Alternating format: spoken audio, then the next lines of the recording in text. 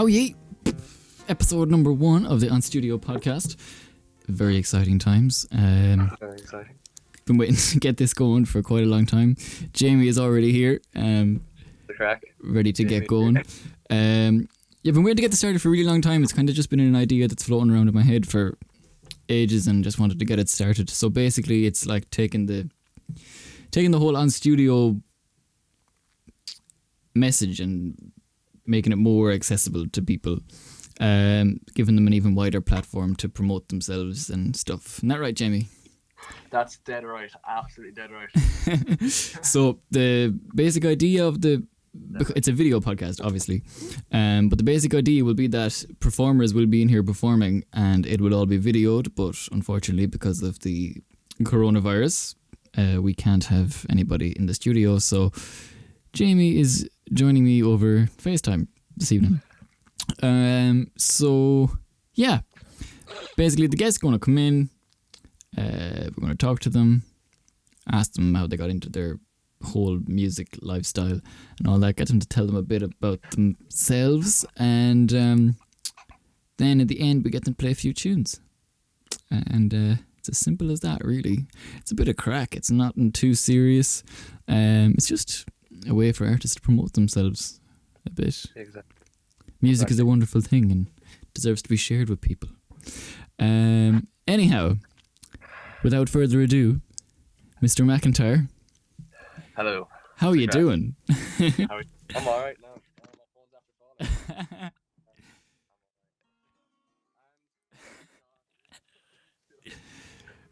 Okay. Jamie's phone has been playing Kenny Rogers non-stop since we started trying to record the podcast. Because I was watching, because he died recently. Yeah. I was looking up his song. I used to love The Gambler. Me and my granddad used to love it. So, well, the granddad showed it to me, I think anyway. But I've been watching. I was just listening to it, and it just happened to come up my. It's a sign. Maybe you need to record a cover of that song. Maybe I need to record a Kenny Rogers cover. Maybe that's what it is. You need to record a cover. So,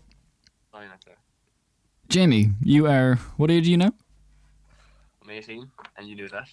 I actually didn't. I thought you were older. Yeah, imagine. Yeah, I'm 18, 19 August. I'm still a young lad, I suppose. A young laddie. Yeah. A young laddie like yourself. You're 20 now, though, aren't you? I'm 20. I'm old. You're not a teenager anymore. I think that's great. I think what's funny is, like, all the time we've been working with each other and we don't know basic personal information. I know we do. I like when, like, I always thought 18 is so old, and now I just think that now I'm like, oh my god, why am I 18? Even though it's obviously not old, it's obviously young, but you know what I mean, like. Yeah, I get you. So, let's bring it all the way back to the start. Let's start from the start, because it's the best place to start. Yeah. How and when did you and me meet each other? School. It was in the school. Where everybody meets their friends. Yeah, I remember exactly where it was. I remember I was it was during choir. It was during the carol service, and you were doing sound and stuff, and I was singing in the carol service, and I think I was singing Higher Love as a solo. Do you remember that? Oh my god, my phone. Should say it like that now. During the carol service. It was during the carol service when I was in 3rd year and you were in TY. You were in TY and I was in 3rd year. And what song were you singing? Higher Love, do you know the song? You bring me a higher love. Oh my god, yeah. Yeah, I had such a little baby voice. Oh my god. I remember I used to put on a real, like, accent when I was singing because I wanted to be like, picture this. So I was singing, like, bring me a higher. What year was I in? I was in what? TY? Yeah. TY. Okay. You didn't have a studio or anything, and we were like in my bedroom, and we recorded in the bedroom. Yeah, that was like that first time. Remember we were like the choir we just done the choir, the carol service, and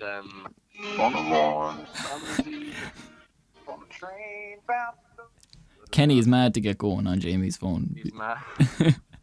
But I was gonna hold the phone. So basically we were like It was during. I remember it was during class. I had Irish or something, and we just finished. I know the exact details. I don't know how. and we just finished the car service. Lit up. Why is it coming up? Excuse me 1 second. Let me just set you up properly. Right. So what I was saying was, I remember well, I can't get any worse than this. I've dropped my phone like 5 times, so it has to get better for me. Okay, if you say so. But I was saying that we met each other in the choir, I think, and I was like, I went up to you because I knew you did all the kind of recording kind of stuff, but you didn't have a studio at the time though. Yeah, no, it was just a little mixer in my bedroom. Yeah. I wanted to do like a few covers. I remember I wanted to give a CD to my granddad and my mum for Christmas. Of me singing covers, and I don't know. I was gonna be like, "Oh, we sell them for $5." So nobody was gonna buy them, like, you know. Like, I just thought, I'm gonna be a millionaire. Yeah. But yeah, I remember selling them. I sold them to like one of my friends, and then my granddad bought 2 off me. I made €15. You were delighted. I remember that though, because I remember making the CDs for you and everything. Yeah, yeah. We sang I sang "Drag Me Down" One Direction was one of my songs. I remember. Oh, it was so bad. Yeah. Because it was in the oratory. We did it. Yeah, that's right. We had a mic in the oratory, and it was just during school. Like, we just weren't going to class and just. Well, you were in POI. So I didn't need to go to class. Class didn't exist. Yeah, exactly. But like, I remember that, and we did that, and that was in like our Christmas time, I think. Yeah. And then when we came back, you were like, "You should come over and we record something." Yeah. Remember we came over? I went over to your house, I went to your room, and we did you and I. Yeah, I still have the video. I might throw up a picture of that. That was so. Well, that wasn't bad. That was good enough. Though. That was okay. I mean, none of the audio was in sync with the video, but it was fine. Oh, we did the video as well. Yeah, that was our first ever video. That was An Stiúidio's first foray into audio and video. I completely simultaneously. forgot about the video. Yeah. It was pure like "Hey Jamie, just do this and pretend to sing this line, and then we go here and do this," and it was just all in your bedroom. Yeah, it was before like I knew how to track bands live, but it was before like. Because it was our first time doing video, so it was before I ever took the notion to try and do the 2 at once by myself. Yeah. But you were like, I remember you saying to me, you're like, "Yeah, I'm gonna eventually build the studio or whatever," and like it was like 2 years later then you built the studio, or 3 even. Yeah. It was when I was in Leaving Cert. You were in, or no, it might have been. It was there for Leaving Cert. Yeah, for your Leaving Cert. Yeah. Yeah, so it was 2 years. 2 years. Yeah.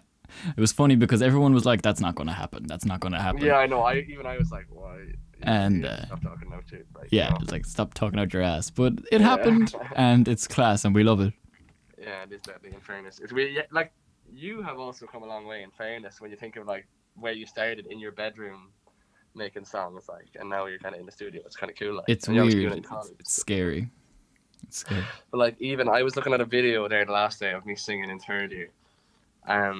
I sent a video to one of my friends. I never used to do covers and stuff in 3rd year, and I sent my friend a video of me singing. What was it? "Sing" by Ed Sheeran. Yeah. Oh, it was so bad. It was so bad. I was just putting on these voices, and it was just so bad. So so I didn't really do much covers then for like 2 years. Yeah. But yeah, that's where we met anyway. We met like through school, obviously, but Mom was kind of friends with your mom though. They were kind of friendly enough. Yeah, they knew each other for a while before that, for like, other reasons. I didn't really know yet, so. Yeah. We obviously knew each other, but we never really talked. And then I remember we did that. Then it was kind of we've been friends since, I suppose. Yeah, we have actually. Yeah. But that feels like ages ago. Imagine you're not my friend. Yeah, no, I don't like you. But that feels like ages ago, like a really long time ago. It was ages ago though. Like it was like 3 years ago when you think about it. I'm gonna play up my card because it's just annoying me here now because he's falling. There we go. But it was ages ago though, because like I was like 14, because I was a year young in 3rd year, and I'm 18 now. It's about 4 years ago. Yeah. But you wouldn't feel like it feels like a long time ago, but it also doesn't feel like a long time ago in the sense like. Yeah. What's fun? What I like though is you were the first artist that came under the An Stiúideo umbrella. Yeah. You know. It used to be called something else. It was called Buzz Studios. Buzz Studios, yeah. Yeah, Oh, but there was sorry. no branding for that or anything. It was just Yeah. that was the name that people knew it by. I remember looking. It was only like a few weeks ago. I saw the CD and I was like, "Oh, I'm not listening to that." And I saw it's written on it, Buzz Studios. I was like, "What?" And then I talked to you and I was like, "Jesus." Yeah. So like long ago, actually. Yeah, it's weird. I don't ever want to hear it again though. It was so bad. Yeah. I don't know what songs I sang, but I sang them in the wrong key. Oh, I sang I'm only one call. Oh my god, yeah. I Yeah. forgot about that. And you had to like lower all the, or did you make some higher or something, the tracks? Raise the pitch of them. Raise the pitch. Yeah, I think I did actually. To suit your You voice. either lowered the pitch or you raised the pitch for some of them. Yeah, in GarageBand. You used Um, garage in your room when we were doing Yeah. recording.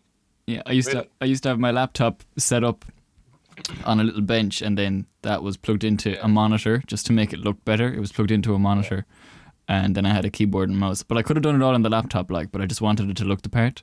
And then I had the desk in the middle, like. And Yeah, I remember going. I mean, this not even your room anymore, is it? no, Pure different funny. room. It was such a normal way though for like people who do music to meet through choir, like through. Oh, of course. But you weren't in the choir though. You were just doing sound. I was never a singer, and I don't think I ever will be. Yeah, but you were never in the choir. I just remember that day. Yeah. You were always doing sound. If I was in the choir, I would have sang bass in the harmony Really? section. Oh yeah. You would have. I say. I don't even remember what I sang. I think I sang in harmony. Yeah. Yeah, I think I was in harmony. I remember Keith Boyd was in harmony as well. Yeah, it was. It was you and Keith, and maybe like Sean Finan, and then Connie would always be like, "Okay, you're the soloist." Huh? There's Keelan Graney and Yes. Neil in it as well. Yeah. And then when you all left, it was like me and Tomas Murphy and the new generation, and Keen Mullins, the new generation of singers. The newbies. Yeah, it was very weird though because I was so used to being in with like Keen Ford as well. Yeah. Keelan, Neil, and them, and Keith, and then like because they're like a year older than me, and then I went like 'cause there wasn't a lot of singers in the year behind me. Yeah. There wasn't any singers in my year when I did TY. Not really, There was only no. one. Me and Ethan Fahey, I think. Yeah. Maybe one or two more. Yeah. A lot of Yeah, talent out of Jarlath's though. Huh? A lot of talent out of Jarlath's. Yeah, exactly. Like I think there's a few lads in first and second year as well. I remember from the opera last year or from the year before Yeah. when we planned them. There were some good lads in first and second year, so the Yeah. future is bright. Yeah. In Definitely. fairness. It really is. It's brilliant. Cool though for music though, like obviously football is a big priority in the school too, but like I was lucky enough to do music and football and get away with it somehow. I have no Spend no idea. time in the classroom. Yeah, exactly. I was always out of class, but doing stuff though, like doing that extracurricular stuff, like not Mitching, like I was actually a good student. So, question then: What took priority for you? Was it music or sport? When At you that say- time, when you were at your peak in college or in school? Yeah. That's such a hard question because I was like, I loved playing football. I still love playing football, but like, I was kind of, I think, I didn't start for the team, the Jarlath's team, but I was the lead and I was Phantom in this show. So like, Phantom came first for me then, I think. Looking back at it now, I don't think it did when I was there. I don't think any of them had any advantage. I think I loved them both equally. But now looking back, if it was me now, I would say Phantom. Okay. Phantom's deadly, like. Yeah, Phantom is cool. Phantom is class. Such a cool show. I was actually only talking to Amelia today about it, actually. Oh, really? First time. Yeah, that's actually a weird coincidence. I texted her today. I sent her a video that we I was rehearsing like 2 years ago or something. Yeah, Phantom was unreal. I only coming back to remember it now. I don't really think about it that much. Like, So that was the that's actually a operas. good question there now. Thanks. But that's musical theatre. We'll get to that in a little while. Yeah. I want to talk to you about your whole songwriting thing and stuff that you've only, because you've only really, you have loads of songs written. You have like a repertoire of songs written. Yeah, I do have a few songs. When did you start writing? What spurred you to start writing your own music? I remember the first little bit of a song I wrote was when my dog died. Okay. My dog was, her name was Sam. And she was Okay. such a gorgeous, lovely dog. And I wrote like a little bit, what did it go like? because we put her down because she got hit by a car. It was really sad. And like I wrote a little bit of a song. So I was like 13, I think. But I was like, I never got to say goodbye to you. It's a really nice bit, but like I didn't really write anything else. So the first song I wrote was when Jack McHugh passed away, because I wasn't close with him, but I was friendly with him. Yeah, I was the same. I'd been in primary school with him. I'm not gonna lie and say I was his best friend, because I wasn't. Like, you know. Yeah. But he's a great lad, and I was kind of like, you know, I was friends with him in primary school, and then in secondary school I wasn't as friendly with him, but I was still friends with him. Like, but I was like, it happened, and I was like, oh, what? I was 14, so I was kind of like, as everyone was kind of confused, obviously, and that kind of thing. And I was like, how do I get everything from my head, all my feelings, into something else, you know? Yeah, I remember that. Like, everyone was like so emotional at the time, but nobody knew really why, you know? Yeah, exactly.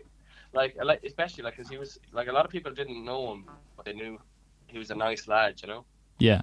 And that's the worst thing, you know? But I wrote a song, and I was like, you know what, I have to write. So I heard people saying, all right, I remember Kieran McDonough wrote a song, and it was a good song. And I was like, geez, that's right, actually, yeah. Yeah, he wrote a very good song. Shout out to Kieran. But Schmacks. Schmacks, he still has your guitar. Yeah, actually. 4 years later, I'm looking for that guitar. Yeah. But I was like, I wrote the song, and I was like, geez, this is kind of a nice song, and it helped me so much. It helped, like, because I got everything that I didn't know how to cope with it. I was only 14, and I still am only young, and something like that happened again, I wouldn't know how to cope with it again. Like, yeah. But writing songs is always it's a great escape for me anyway, to get away from reality. And that's the first song I wrote, and it was called Goodbye. And then I was kind of like, I didn't write a song then for like two more years. No, I was in third year, so I was going to TY. I didn't write a song until midway through fifth year. I don't know why. I just kind of didn't write any song. I just wasn't good at it, I think. And then I remember going to. Did you go to the Ed Sheeran concert in Galway? I did, on the Sunday. Did you? What day did you go? Saturday or Sunday? Sunday.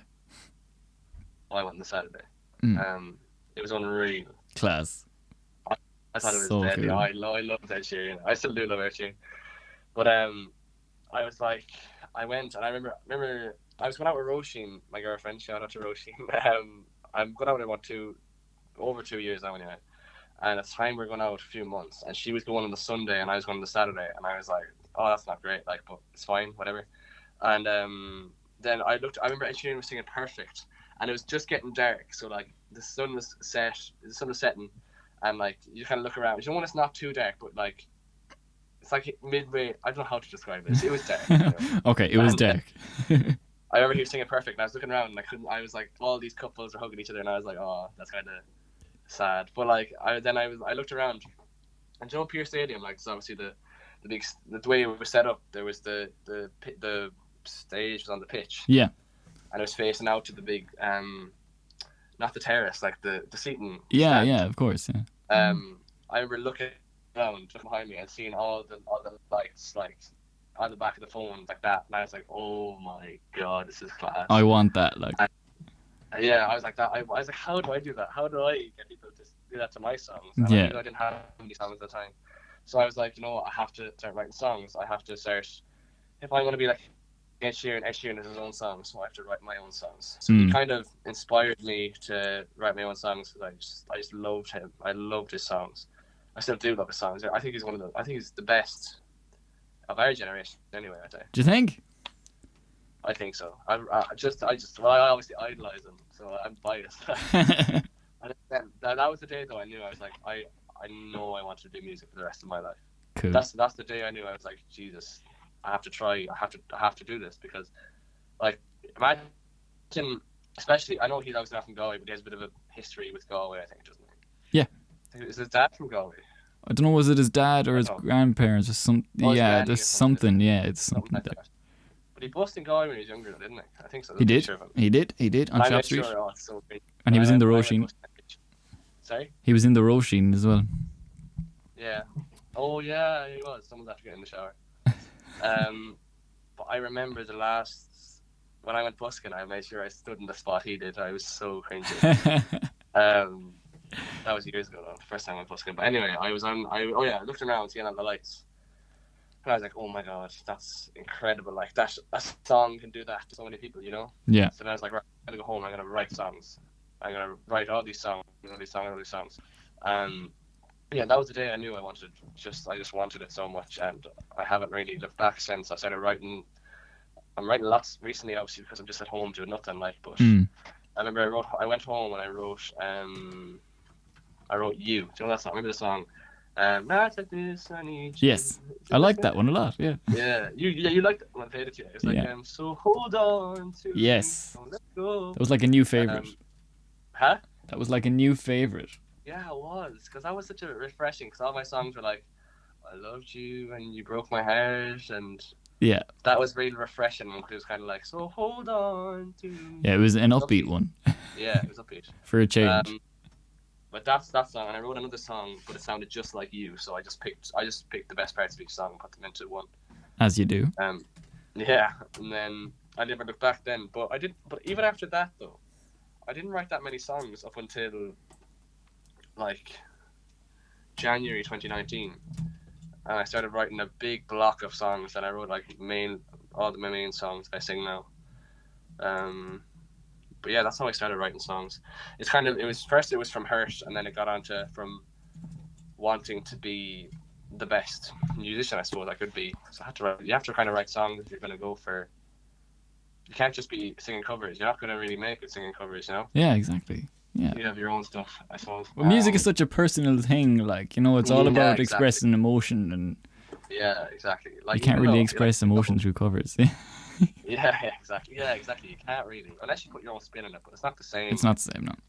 But even like you're obviously at all my live gigs that I ever do. Like even in Fuse, remember when I would say, "All right, this next song means nothing to me," you know what I mean? Yeah. But it does. Though I was kind of thinking I should stop saying that, because all my songs mean so much to me. It's just that some songs, for example, don't come from a true story, really. Okay. Like a lot of my songs are kind of like, right, so I've seen on the show, I've seen on a TV show that she broke his heart, and then I kind of, you know, so when you're watching a TV series, you get so enthralled and so into it, you kind of think you're in the thing. That's just kind of where I get a lot of my songs from. So, do you ever watch Sex Education on Netflix? Yeah, I love it. It's like my favorite thing on Netflix. Yeah, I love it. I actually wrote a bit of a song about it. I'll play it for you at the end. I loved that series, and I was so like, oh my god, why isn't he with her, you know? And then I wrote a bit of a song about it, but like people relate to that kind of stuff, because people have been through breakups. I've never had a breakup in my life ever. I've only had one girlfriend, like, and I'm still with her, like, you know. So lucky. So like I've never actually experienced I have experienced heartbreak in different areas, I suppose, like, but not through physical or emotional, you know, or loving someone as in a relationship. I've never experienced that. So I kind of just, I suppose, pretend as if my girlfriend has broken up with me, and be like, oh, this is how I would feel if this happened, or I'm seeing something like that. Because people have obviously experienced breakups, and it does help people who have, because I've got a lot of comments saying, geez, that song is so personal to me because of this and this and this, you know? Yeah. It's good that's a classic, like you said about music, that like it can help so many people, like, you know. Yeah, like, everybody will relate to it on like a different level, like. Yeah, exactly, like, yeah. You know. Like, for some of my songs, I think some people would relate to them more than I would, you know. Yeah, which is weird, but. Yeah, because nobody goes through that much breakups and that much heartache and that much joy that they can write a million songs about it. Because, you know what I mean, like. The world isn't like that, you know. Yeah. But like, because you have to kind of make stuff up sometimes, which is what I do a lot of the time. Okay. But it's class though. Yeah, it's like we were given when I was in Leaving Cert, we were given a task of writing a song. Really? Yeah. By who? About anything. Annie? Yeah, we just had to write Really? anything. You had a really good music class though in Leaving Cert. You did. Yeah, it was a good music class. Yeah, there was some really good. We had like talent 6 in there. our class. Yeah, we had 8. Yeah, but you had like 8 people who all sang and stuff, didn't you? Yeah, we had all Like, singers. I think me and Ethan were the only ones that sang. Shay sang a small bit, I suppose, and Alex Fitz played the violin. But That's right. That's right. But anyway, go on. I'm talking.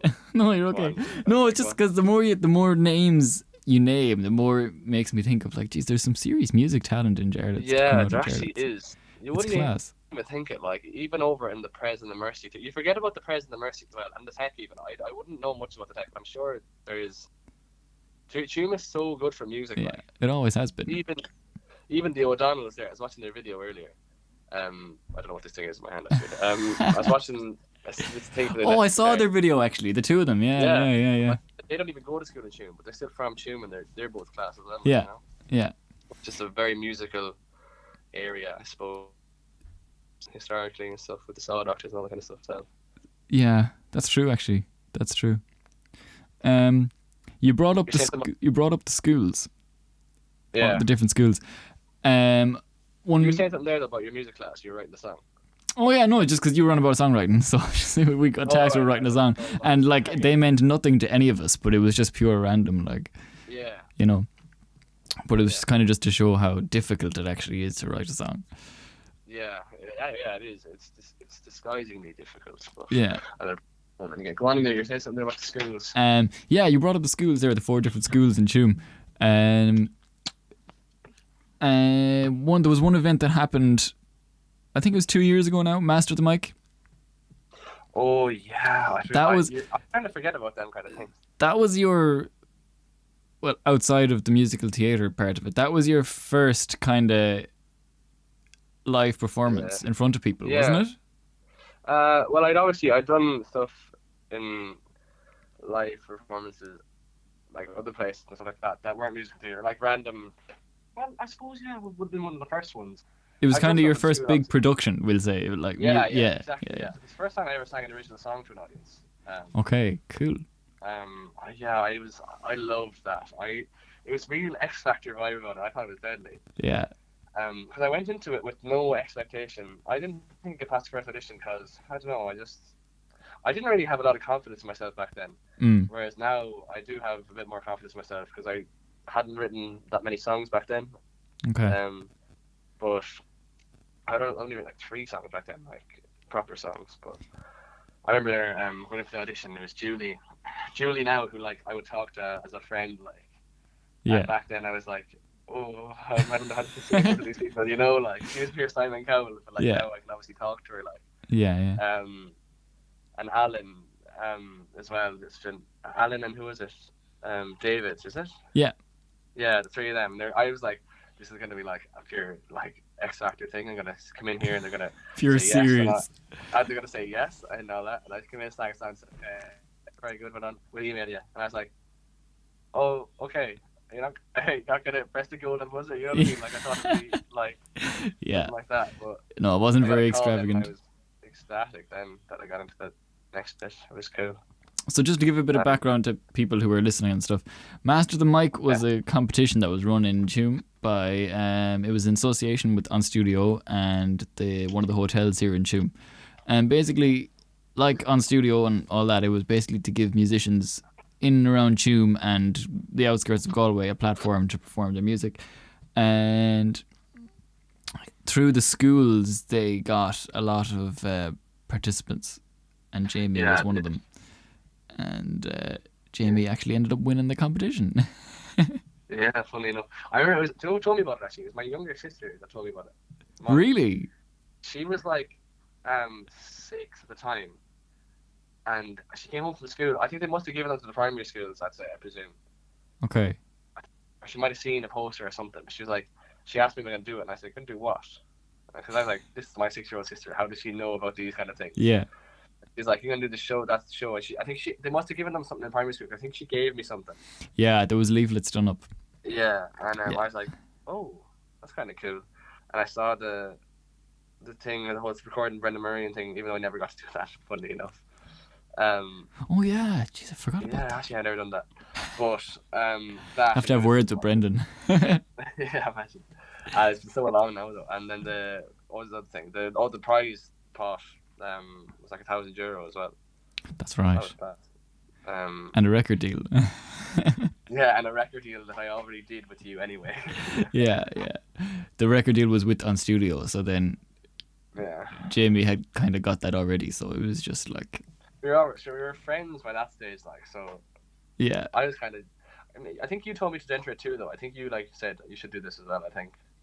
Yeah, Sure. I was kind of telling everybody, like all the young musicians that I knew, Yeah. I wanted to get everybody involved I in think it. I was Like, like the oldest in it, though.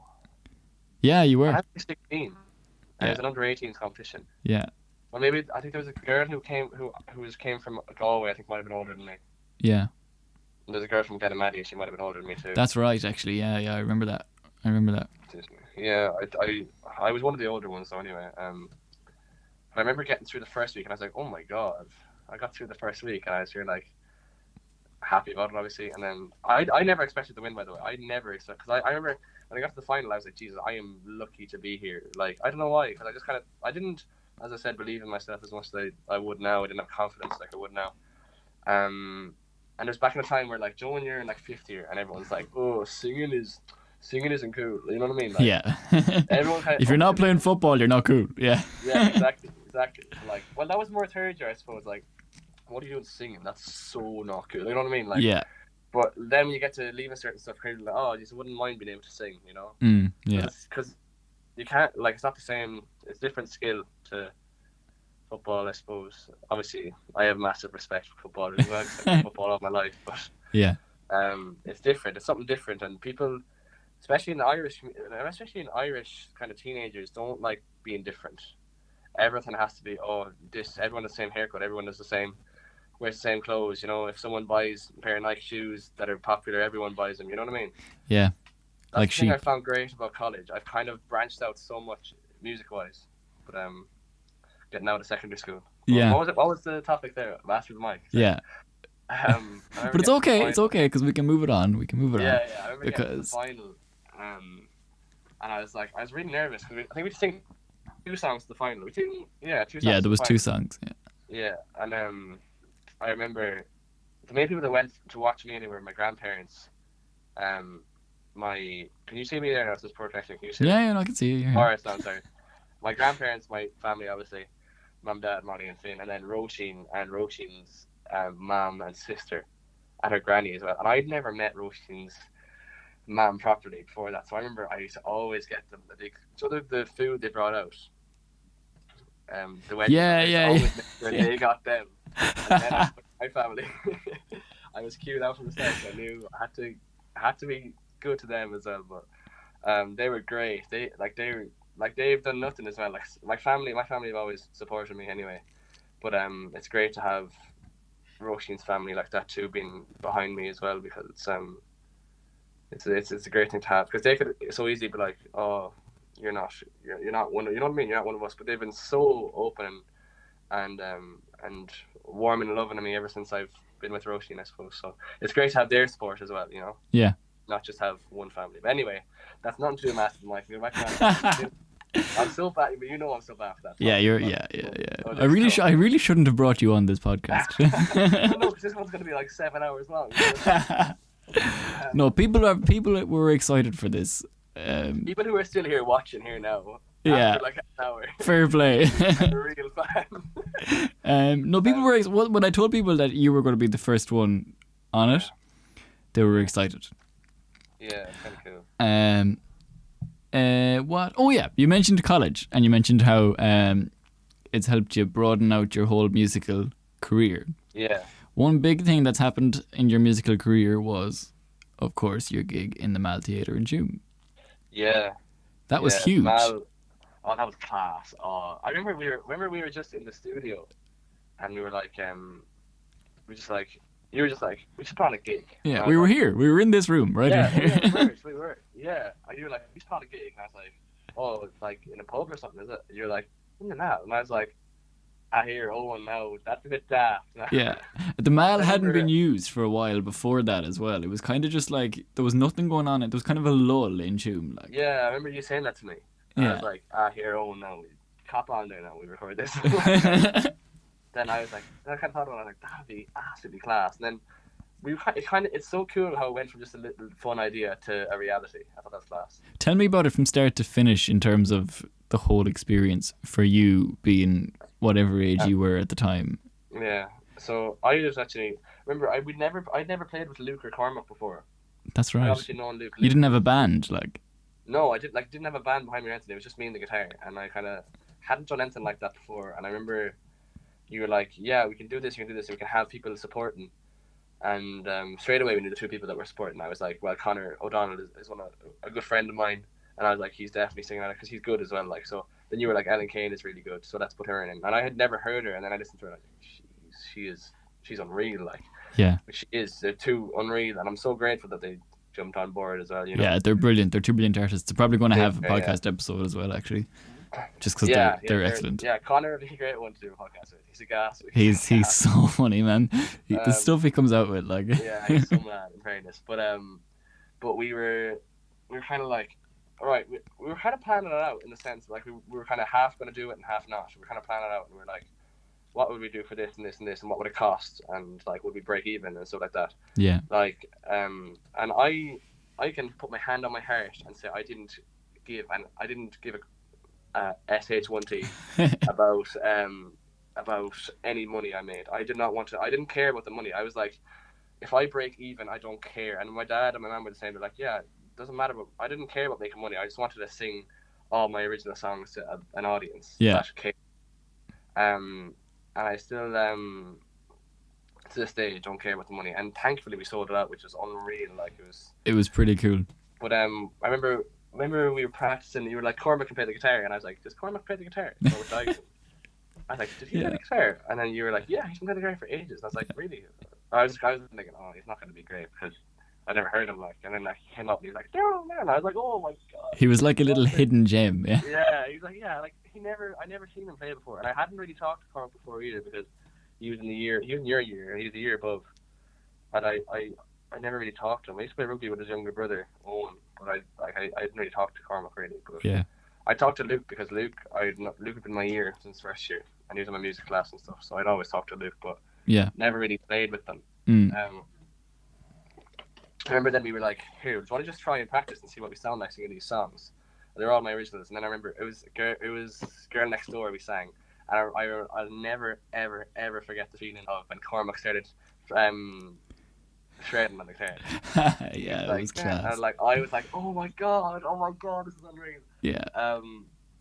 But like, yeah, like they're both unreal as well, and we've done gigs together ever since. So it's great to have lads like that as well from Tuam too. Two lads from Tuam. Yeah, as well. exactly. I'm from Corofin, and I'm a proud Corofin man. But when it comes to the area of Tuam and the parish and the wider parish, yeah, and I obviously went to school in Tuam, so.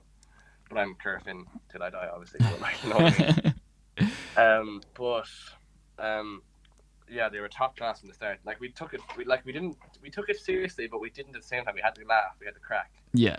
Like I remember the week before we were practicing in the Mall, and me and Luke were lying on the stage side by side watching the Champions League draw. I remember that. And I remember him being like, or was that then, or was that a different time? No, that was then. I think it was then. Yeah. And he was like, oh my god, Napoli, and I remember like, oh my god, or like whatever. I don't know what it was, but it's just cool things like that make it's not all about the singing on stage, it's the things you do around it. Like, yeah. Even the backstage stuff was class, and just like to be able to put my own name and obviously to put An Stiúideo as well for you is obviously a big moment as well. Yeah, it was cool. On a concert like that. Yeah, it was pretty cool. Actually, I must show the poster because we have a poster. I'll put it up on the video. It's just, we all signed it as well. That's class. Yeah. But it's just like that's the thing now. If I was, God help me, if I was ever to get a bit of a fan base and a bit of a to get there anyway, you know what I mean? Yeah. And without making it cringy, you know what I mean? Yeah.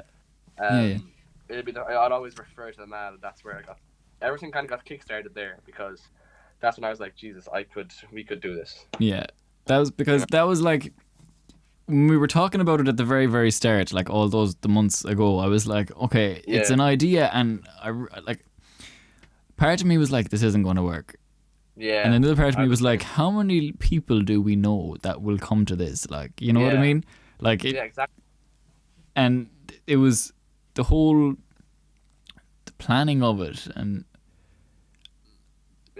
we didn't take it seriously at all.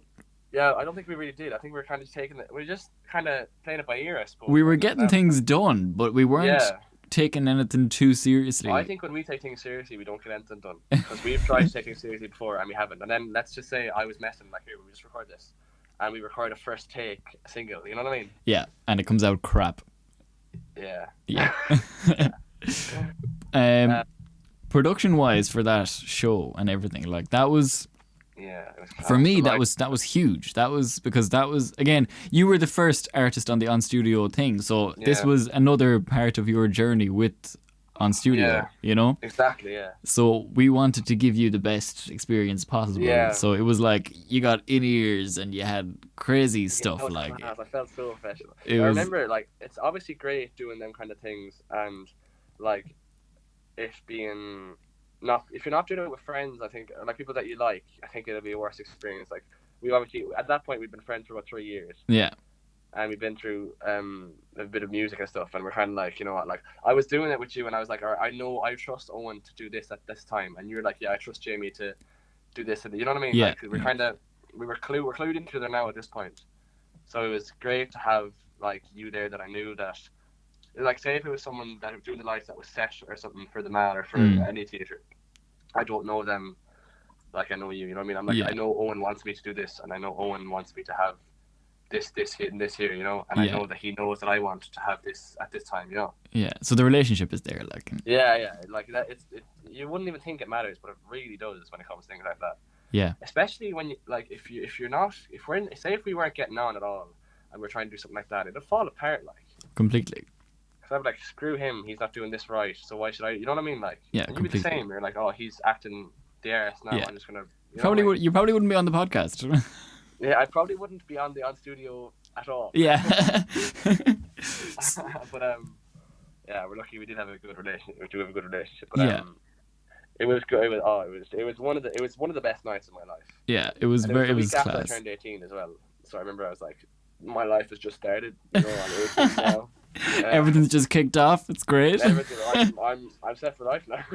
Like, And I remember, like, the tickets selling was the most exciting part for me because it was like really, really slow at the start. yeah, it was. It was painfully slow. Like, Yeah, it was. And like we had Galway FM, our local radio station, we had them absolutely flooded with requests and shout outs and everything.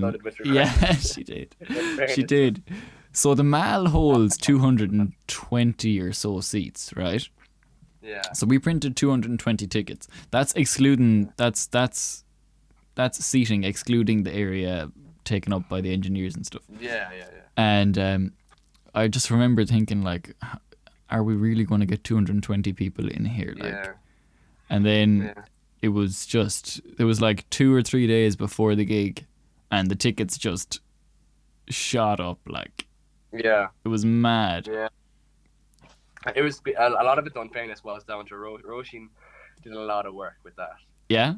She got a lot of her friends to go, and a lot of them, and like, I don't know how many she got to go. She got a good amount, and her grandparents went, her whole family went.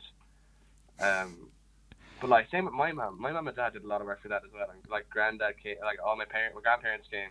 My other grandparents couldn't come. I forget the reason, but they couldn't come. But like, they were so upset about it. And then like a few, like my aunt, my uncle, my granddad's sister, her husband and her son John, who I've looked up to him now, John Hegarty, since I was a young lad as well. He's always been, whenever I went up to Mayo, that's where they live in Newsburg. He's always been playing music, and I was kind of like, oh, geez, I'd like to be like John, you know. Yeah. And he's a lovely man as well. Same with Sean and Mary, they're a lovely family, but they came up to all the way from Mayo To see it. like to come see it, like. Class. But yeah, it's great for people like that to come, and also people like random people, like my old primary school teacher, Mr. Kitt, came, Cool. and like he taught me guitar, and he always encouraged me to sing when I was in primary school. So I have massive respect for him. Like even like he didn't need to come, you know. Yeah. He was retired from, I think he just recently retired. Okay. From Ballinderry, and he still came, and he kind of, you know, it's great to see people like that coming that meant like that were big parts of your life when you were younger, and then they're kind of there as well when you're older. It's deadly, I think. It's cool. But all my friends as well, like everyone, like it was deadly for everyone to come. Like, you know? It was surreal, like. Because I remember it was the second last day we were practicing, and then I think it was Michael Duffy came in. And he was like, because you sent him up to ask how many tickets, and he was like, we sold 80 tickets today. Yeah. And you were like, what? I Yeah. was like, what are you? I was like, all right, Michael, all right, you cop on now, like. Yeah. And then he was like, no, we sold 80, and I was like, you're joking me. Mm. I think was it 80 or we had 100 something sold or something like that. It's something. Some late big figure, like yeah. And I remember we were both like, gee, we kind of looked at each other, we were like, whoa. Yeah. Kind of cool. I think if we were to do that again, we would be able to sell it out again, I think. Oh, 100%, man. Like even, yeah, I think we would. 110%. I mean, I'm dying to do it again. Obviously, you can't do it now with coronavirus and all that kind of stuff, which is obviously a pain, but that obviously comes first. Like, but Yeah. it'd be a great idea to do again, even the summer if things have calmed down. Yeah, definitely. 100%. But yeah, it was absolutely unreal. It was just being able to sing all my own songs that I wrote in my bedroom on my bed, you know. Yeah. With a full big production, like yeah, it was a big production. Like even the lights. I remember specifically the lights for Belter. Yeah. Even though I didn't write that song. The cover, yeah. Yeah. That was cool. And the lights for Girl Dressed in Gold. It was like a gold light shining on me. I thought that was deadly. Mm. Yeah. That was if I have any video, I might throw it in actually. But yeah, that was class. Such a cool event, man. Such a surreal thing, like. Anyway. Yeah. I talk about that all day. We can't reminisce on it for too long. Yeah. I want to talk. Let's move on to the musical theatre side of things. Yeah. You brought it up earlier about the Jarlath's Opera, so let's go back and talk about that really quickly. The Jarlath's Opera. Jarlath's is the name of the secondary school in our town here, and the opera is basically their musical that's been running there for years. Since it's been running every year since the college opened. 76 years, I think it is. How many? It was the 76th anniversary there. Jeez. But that's, I think, I don't know if that's with the Mercy. I'm not sure. It was 70 because it was the 75th when I did Phantom. That's a long time. So it's a long time. It is a long time. So, yeah. How many of them were you involved in? 4, I think. I did Singing in the Rain, and I was young Cosmo, and I didn't even have a line. You were just there. That line, but like, what I do, I like literally, I did dance and that was it. I was just in the background, which is fair enough because I couldn't sing really. Well, I could, but I wasn't very good. Like obviously, Alan and Keen are class at that stage as well, and they still are. But I couldn't really sing properly, so I couldn't really act. I could, you know. Yeah. I was a bit young anyway, but then we did Billy Elliot. Billy Elliot was class. I love Billy Elliot, but I was Big Davy, which is kind of, it wasn't really a main. It was kind of like I was in every scene because I was kind of in the main bracket, I suppose. But like, I wasn't really a lead in that either. But then Les Mis came around the next year, and I got Marius, and I was like, oh, this is unreal. You just said, flip this, I'm going for a lead. Huh? You just said, flip this, I'm going for a lead role. Yeah, I was always going for a lead, but I never got it. So I was kind of like, oh. 'Cause as you say, there's like Eoin is in the school, Owen Mullins, Alan is in the school, Keen was in the school, and like that they were like obviously 3 unbelievable singers and actors and stuff. So I was never going to get in ahead of them, like so. But Les Mis was so well timed in the sense that, like, I was kind of starting to, like, I wasn't losing interest in musical theatre, but when I stopped doing musicals and stuff when I was like, what age was I? 12.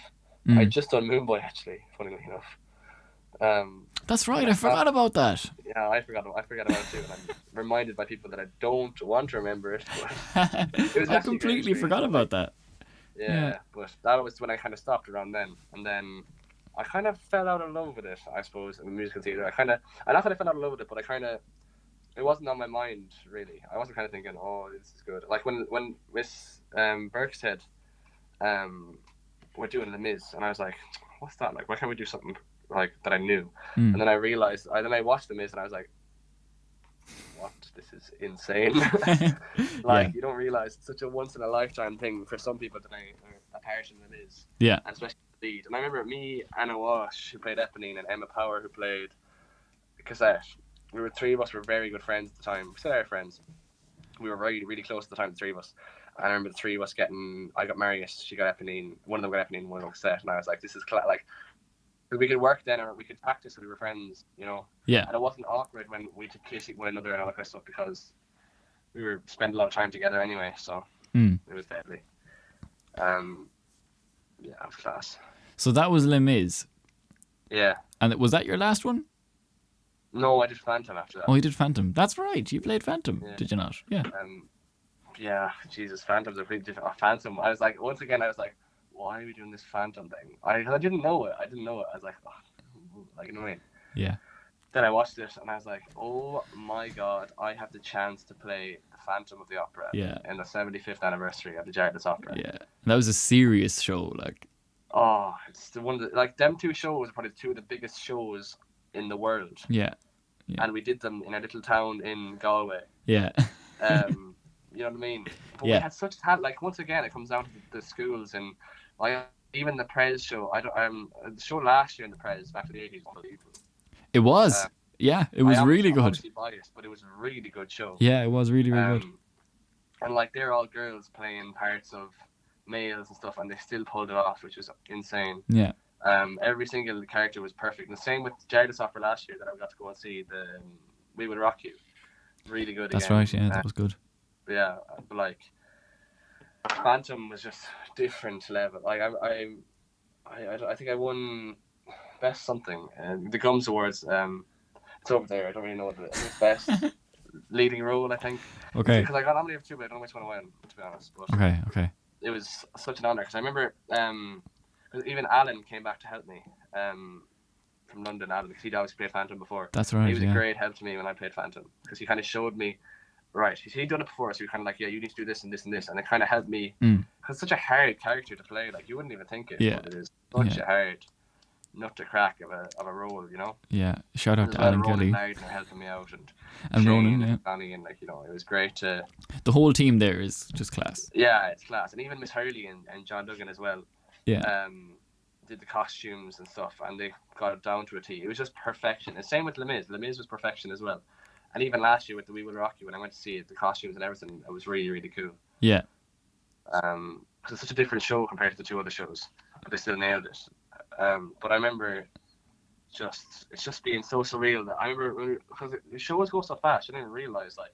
Yeah. I remember the first night when me and Amelia were like, Jesus, because Amelia played Christine, and we were like, geez, this is how are we going to do the first show? How has it been so fast? And then it was the last show, and we're like, where did the other three shows go? You know? Yeah. It's just you miss it so much. It's just a blur. That's the big thing about Jarlath's. That football really. So I don't really miss the schoolwork and stuff.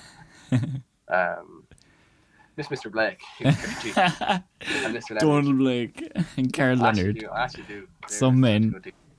The two men. But yeah, I'll never forget on my last day in Jarlath's. Me, Matthew Mannion, and Kyle Shaughnessy, we came down. We just finished business, and Matthew and Kyle, I think, were done their leaving cert, but I said to do music. And Mr. Blake came over to us and he said, "Lads, you're great. Whatever, great students have honours teaching and have best luck in life." And I was like nearly crying. I was like, "Oh my god, what a legend!" I think it's just a brilliant man. He didn't need to say that to us, you know. Like teachers that care like that in class. Yeah. He's a great man. Okay. What was I talking about there? How did I go from that? See, this is why I really should not have brought you on this podcast. I'm regretting this now. No, we were talking about the opera, and we've got that. That's okay. Yeah. That's fine. Phantom was the once in a lifetime role, and I'm so proud to have been able to play it, especially with 75th anniversary. It's just the icing, the cherry on top of the cake. Yeah. That's so bad. That was the cherry. So what about your Christmas single then? That was like the sprinkles. Your Christmas single came out for Christmas. Christmas single was such a pain in the hole, Owen. And you know it as well. Oh, okay. So Jamie had this notion. Jamie wanted to get a single released, like a normal single released, and we recorded loads of stuff. And they were all one-day jobs, like we mentioned earlier, and they were all crap. Not crap, but they all needed improvement. Yeah. So we decided that we'd depart from the non-themed music and we'd Yeah. try and do a Christmas single. Do you know what it And- was? Me and you did the MS fundraiser in Centra. Yeah, And I was saying to you, I was like, I might just write a Christmas song. This was in like September. yeah. I remember sitting inside the door. Yeah. Like, yeah, I was like 5 hours as well. We were just talking about music. We were just having this conversation, really. yeah. It was this conversation. Cormac came at the end, remember? And I was like walking back to the Cathedral of Cormac, and I was like, here, we should write a Christmas song together. I hadn't wrote a song. Yeah. I hadn't wrote a song with Cormac before. Yeah. And he was like, yeah, I'd be up for it. And then, so I sent him the clip of me playing Lots of Shining Once Again, Merry Christmas to you, my friend. And then he was like, yeah, I like that. And he gave me, and he sent me something like completely opposite. And I was like, I didn't really like it. I didn't want to be mean, but I didn't like it. But then he sent me something opposite, but he sent me the chorus, and he was like, hanging up the stocking that's embroidered with your name. And I was like, that's unreal, Cormac. Yeah. Throw that in with my thing. And then we've a bit of his song and a bit of my song just put into one, and then we made a Christmas single, and it did well, better than we thought it would. Yeah, it surpassed all our like, all of it surpassed everything of what we thought Yeah, it would we were be. like, if this gets 1,000 streams, happy out, and I got 17,500. Yeah, and it got radio play. Yeah, which was again, it was a big first for both of us. Like it was, yeah, exactly, it was class. Yeah. So it's really been a journey. That's why I've been saying, okay, you shouldn't have been first on the podcast, but that's why you are first on the podcast, is because, like I've said, we've had the longest journey together, longest musical journeys together. You know, it's all these little milestones. Yeah, I'm sick of Yeah, exactly. Yeah, like the little milestones, like the obviously concert and all that kind of stuff, and gigs and the single and the first CD even that we did, you know. Yeah, yeah. It's just like an endless list of things that just never stop. Exactly. But sure, that's a great way to start though, hitting milestones, and eventually we hit a big one, you know. Exactly. Okay. On that note, let's take a little break. Okay. And when we come back, you're going to play some tunes for us and talk to us about what's coming up in the future. I will. Wonderful. Great. I will, of course. Take a break. Cool. You're listening to the On Studio Sessions podcast, recorded live here in On Studio HQ in Tuam. Each week we bring you the latest news and stories from upcoming artists and singer-songwriters from in and around County Galway. Don't forget to follow us on social media at On Studio Tuam on Instagram and Facebook. And you can check us out on YouTube as well. For now though, sit back, relax and enjoy the rest of my conversation with Jamie McIntyre. Alrighty. We're back. Welcome back. How are you? After your break. I'm alright. That was a long break. That was so long. 3 days later. My God, man. Imagine. No, it's alright. This side camera died. Yeah, you're telling me that. But it's fine. We're back. Okay. But I'm a bit high, am I? A little bit in. And not in the drugs way now. I'm talking about my camera. Right. I'm looking gorgeous. I am. Alright, go on. Boom, boom, boom, boom, boom. Alrighty. Fan base. Fan base. Fan base. What fan base? Talk to me. Talk to me about your fan base. How does Jamie McIntyre grow his name? How does he grow his audience?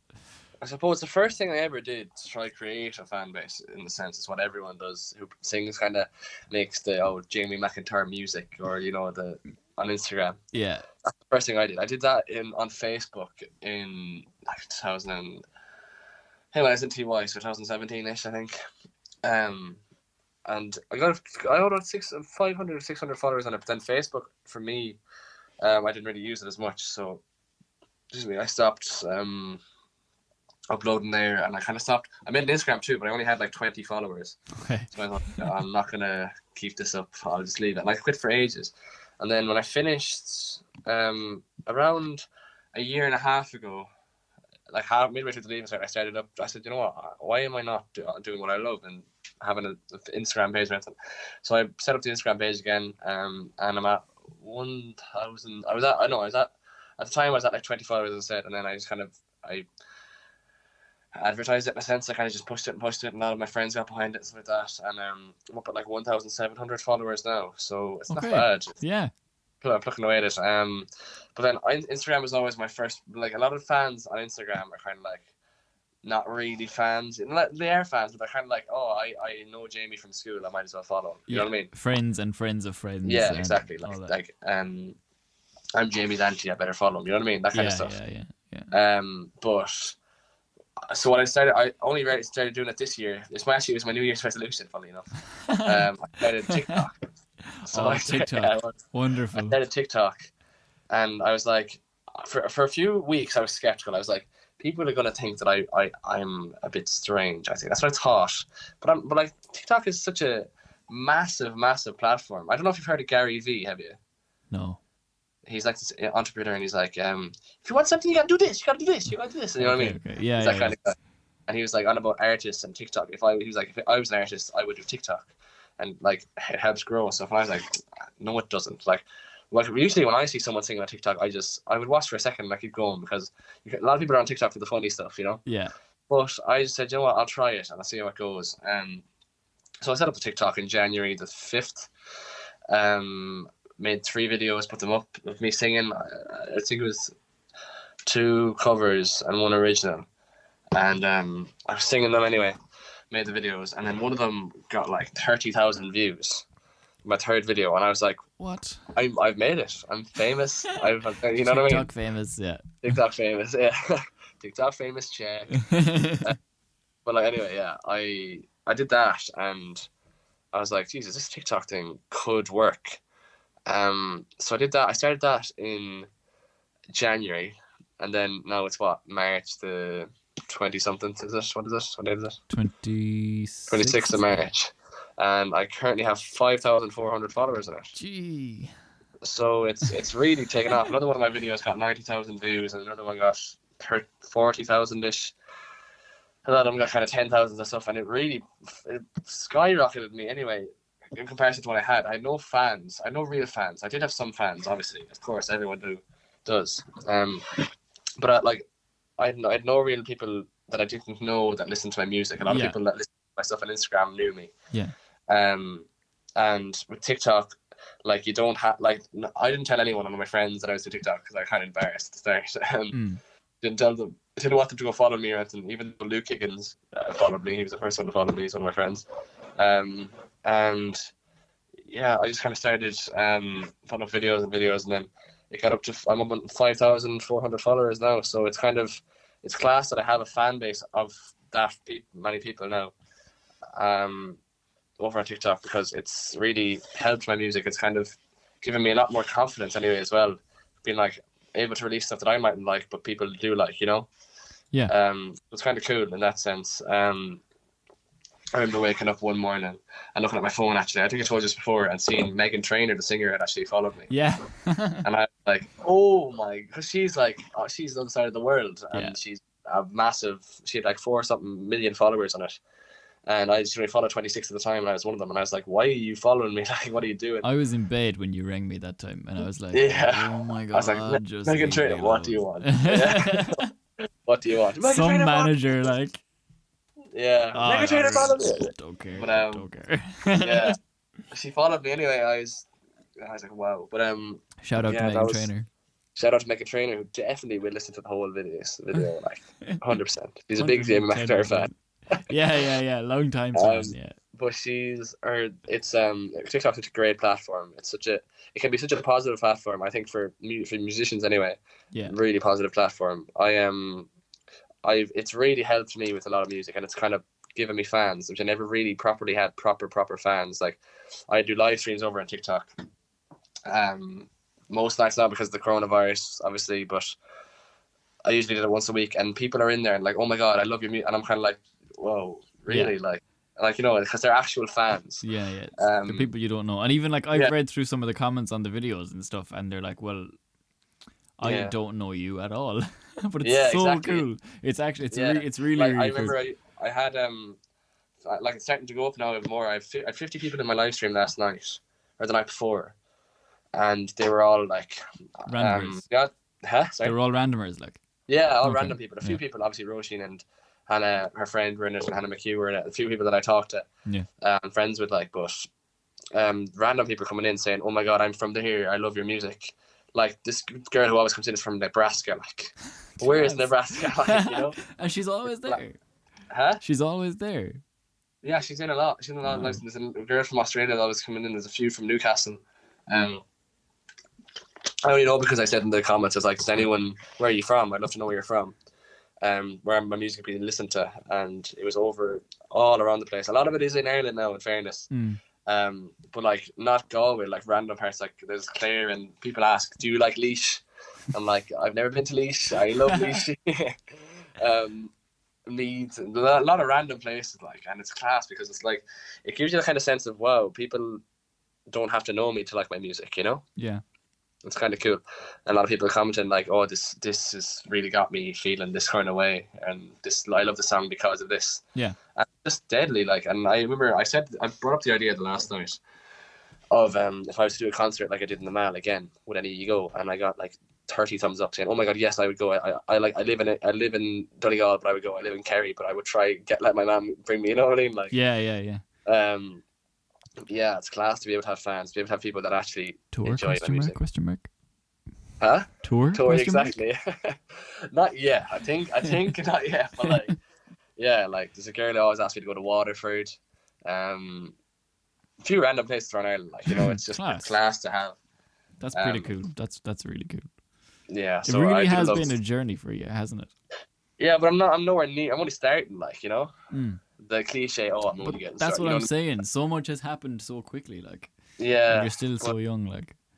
Yeah, it's only starting. I'm looking to hopefully skyrocket it. Let's make it a thing, you know? I don't want it to just be, all right, you peaked at 18, you have 5,000 followers, that's it, you know? I remember I said to you at the start of the year, I was like, what's the one thing you want to achieve in in this decade? Because it was the whole turnover of the decade this year. And you were like, decade. I want to play the 3 Arena. I want to play the 3 Arena, yeah. Within these 10 years. And I was like, okay, well then let's do that then. Let's make that happen. That just gave, like you saying that, like a lot of my friends know, especially you'd even know, like that, like when it comes to college and stuff, like I talk about college, I'm like, yeah, I enjoy college, yeah, it's grand, yeah, it's grand. But when you're talking to me about music, how are you writing songs, I'm like, yeah, I love it. You know what I mean? Like, I'm like, yeah, like it's passion. It just makes me so happy. Like, the passion there, and I have tunnel vision for it. Like, people who say, "Oh, yeah, you have to do this first, and you have to do this first." I'm like, yeah, I understand you, but like, you're not me. You don't know what's going on in my head and what I want to do. You know? Yeah. Like, you're not. You can say, yeah, finish your course, finish your this, and I intend on finishing my course and all that. Yeah. But that's not a backup plan, and I don't care what anyone says. It's a backup plan for me. Yeah. It's not what I want to do for the rest of my life. What I want to do for the rest of my life is writing songs and playing them. And what's great about the TikTok then as well is because you have these real fans who just love you for your music, like, and they're not. They don't care about the whole other aspects of your life, really. You know. I think that's you just hit the nail on the head. Yeah, it's just like I love that. Yeah, they love me for for me and my songs. They don't know me, and like I'd like to say a lot of people don't dislike me, but sure, there's always gonna be people that dislike me. But like, of course. And I get out with most people, like, you know. Yeah. And like they obviously, a lot of the people, as I said on Instagram, are kind of like, right, I'll follow Jamie because actually I knew him in Leaving Cert, you know what I mean? Like, yeah. But these people are like, oh, I'll follow him. I love this song that you sang, Girl Dressed in Gold and stuff like that. And like, it's just it's great to have people who care about your music so much, you know? Yeah. That's class. That's only getting started, as I say. I 100% believe that. Like I remember, you know, obviously Luke, we were in Gagan's, the nightclub in June. It was New Year's Eve. It was just turning on to the New Year's Day, whatever. And I remember seeing him, and it was like 5, 4, 3, 2, 1, woo, yeah, whatever. And like a minute or two later, I went over to him, and he went, Luke. He went, Jamie. And I was like, we're gonna play the 3 Arena in the next 3 years. And he was like, okay. And I was like, Luke. He was like, yes. I was like, we're going to play the 3 Arena in the next decade or so. Anyway, I didn't say 3 years. I think I was like in the next 5 years or something. And I fully believe it. And you have to believe it or it won't happen. Like, you know? Exactly. You have to have that drive all the time and that self-belief. Yeah. If I didn't believe it, I wouldn't say it. So, before we finish up and before I get you to play a few tunes, Yeah. I want you to think of 3 things for me that you Alright. would say to 3 things you would tell yourself earlier in your music career, your younger self. Yeah. 3 things you know now that you wish you knew 3 years, or not 3 years ago, but when you were Yeah. starting But off. I know I still am only learning, obviously, of course, but I'll take every day as it comes. But the first thing I'd say is just to be myself, obviously. Don't be someone else, because it doesn't work, that doesn't work. I wasn't myself up until TY, and I came out of my shell, I think, at TY. I met a lot of my friends. I didn't make them. Like, I have friends before that, but all my friends that I have now, like my best friends, like obviously Paul, Maddie, Luke, and all the boys, and Kyle, I can't go name them all, because then they'll all be like, why didn't you name me? You know what I mean? But like, Yeah. all the lads, like, I wouldn't have, like, I came out of my shell in TY and I became friends with them, and they liked me for who I was, Yeah. They're friends with me for who I am. So I'd say to anyone, don't try to change yourself. Just be yourself, because that's what you need to do, obviously. Secondly, I'd say don't try change your voice. To sound like That's a favorite good one. singer. Don't try to change your voice, sound like a different singer, your favorite singer, because I did that, and I sounded like a muppet, like so bad. Because I love Picture This, and I still do like Picture This, but I was a big fan of Picture This back in the day, and I used to always try to sing like Ryan Hennessy, and I was like, Ryan Hennessy is an unbelievable singer, and I was like, why am I trying to sing like someone else? Just sing like yourself. And I did, and yeah, I'm happy with that. And what else did I say?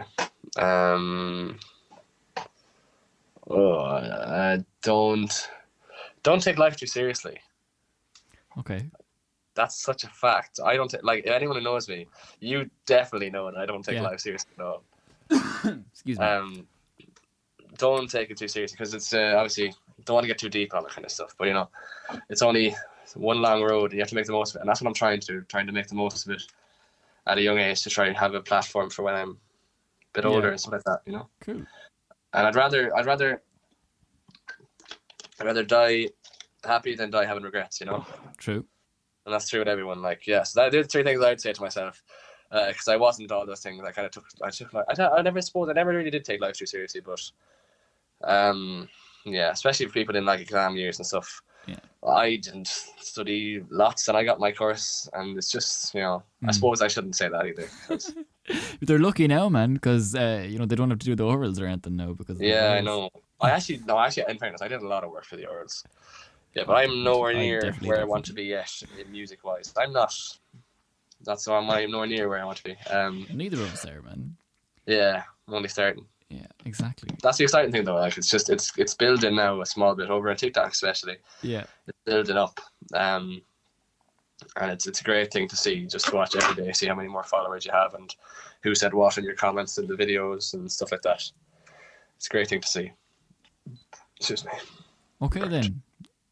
So we're coming to the end. Finally. This has been fun. Thank God. This has been really Sick, fun, actually. Has been. It's been very nice. Like, I feel like we've had this conversation before, though. Like, bits of it, but like, there's bits of it obviously that we haven't said. None of this was rehearsed, by the way. This was not. Yeah, none of this was rehearsed. Yeah, I don't have a script in front of me right now. Written my own. No, none of it was rehearsed, in fairness. No, none of us have any sort of script in front of us at all. I don't anyway. You might. No, these are just bullet points. That's all. Yeah. Why don't you grab the guitar and play a song or two for us? I will. You obviously know the songs I want to release. The song that I want to release next is called "Girl Dressed in Gold." It's a song about nothing really. Well, it is. It's about, obviously, it's about a true story for me. I'm not going to explain it because I'm here all day, because I've been told not to explain my songs sometimes, but the song I wrote called "Girl Dressed in Gold," so it'll be like, in the background is what I'm used to, but when I'm with you, I don't feel that way. On my own is what I'm used to, but when I'm with you, my whole world changes. 'Cause What do you see in my brown eyes? Do they make your heart cry? And what did I see inside your soul? It was a feeling I could not control. 'Cause you know I love you through it all. My girl dressed in gold. Ah,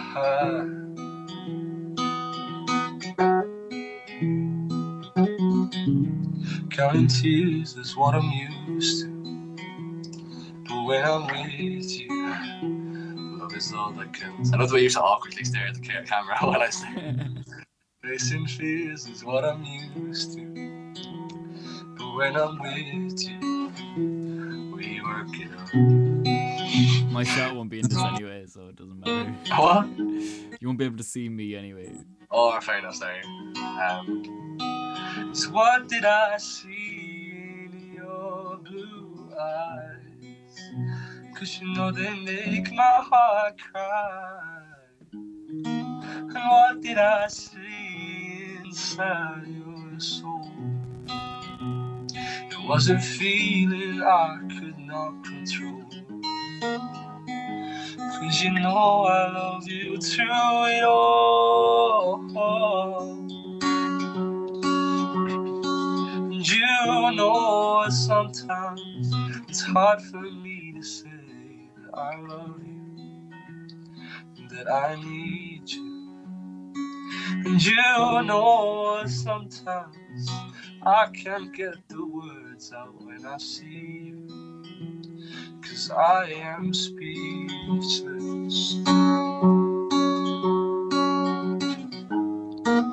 What did I see in your blue eyes?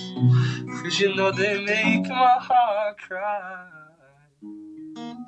What did I see inside your soul?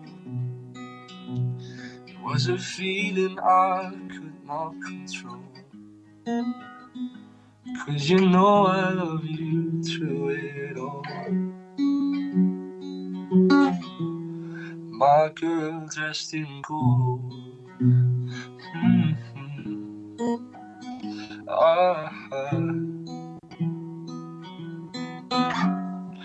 My girl dressed in gold. That's it now. That's lovely. A lovely song. That's a lovely song. I remember writing that because you were like,